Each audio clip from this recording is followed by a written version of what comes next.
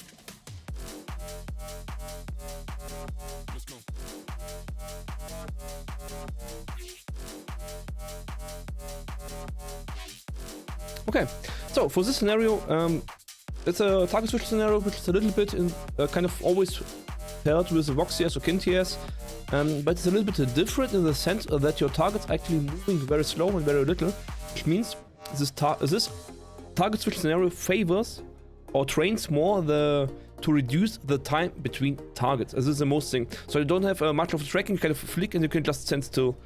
Because the targets move so slow that you basically do not need to track. You can keep your crosshair at one static position, and it really favors or trains or optimizes yourself to reduce the time between targets. The original patTS, of course, had a munition bar and a reload, which means if you took too much time to flick between targets, you would need to reload before you can kill something. And so it really forced you to flick very fast. And this kind of is in the same spirit that it does not require you to transition to a smooth tracking in the end. You can kind of track it a little bit. It does not matter much. That's the main thing. So you cannot increase your score by tracking better. You can only increase your score by actually increasing your accuracy in general. So the accuracy of it played the challenge version instead of the free one. Oh no, it gives my score. Yeah. So the accuracy and of course since you're holding M1 down. You're shooting all the time, of course, the transition time between targets is what you want to improve. So we want to flick really hard as you can, and as fast as you can. And this is what, of course, target switch is all about, to switch fast between targets, fast and precise. The precise thing is not so important on this target switch, because the targets are big, they do not move fast. So you kinda land very easily in the direction of the target. So much like Call of Duty, for example. But of course the target's also so big that, oh well.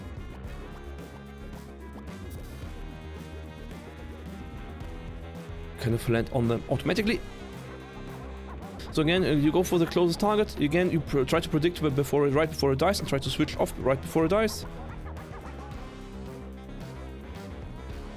And really focus to move your hand faster. Really move your hand faster than you actually can control it. So you actually increase your speed. You can also deliberately increase your sensitivity, or rather decrease it. So increase your how to say it? Your centimeters. So I played on 20, so now I can play on 60, which of course forces me to move my hand a lot. Get used to it for a second. And now you see on my mousepad that my hand needs to move a lot faster, a lot more, and also a lot faster, which makes it really kind of a workout. And this type of scenario works really great for this type of training. Because of course you get insane stopping power if you have such a high sensitivity, but you need to move your hand just a lot. And this is then perfect, because the scenario itself doesn't profit from insane stopping power. So you only get a high score if you actually move your hand faster. And this is then the type of training that you actually want to do, to move your hand faster. Speed training.